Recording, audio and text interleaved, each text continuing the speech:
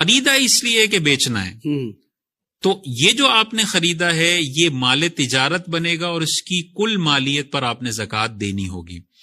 اگر مثال کے طور پہ خالصتاً خریدنے کی نیت نہیں ہے، مکس نیت ہے، اچھے پیسے ملے تو یہ پلاٹ بیچ دوں گا ورنہ اس پہ گھر بنا دوں گا، تو اس پلاٹ کی قیمت پر زکوٰۃ نہیں ہے۔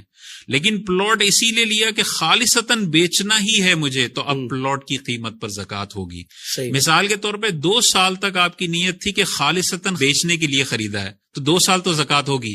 تیسرے سال آپ نے نیت کی کہ اب میں نے بیچنا نہیں، اب میں نے اس پر گھر بنانا ہے، تو اب وہ مال تجارت سے باہر ہو گیا، صحیح، اب اس پر زکوٰۃ نہیں ہے۔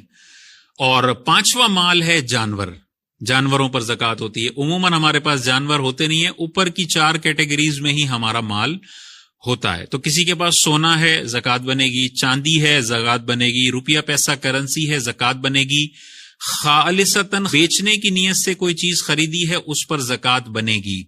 اس کے علاوہ اربوں روپے کا مال اس کے پاس ہو، اس پر زکوٰۃ نہیں بنے گی۔ استعمال کا موبائل ہے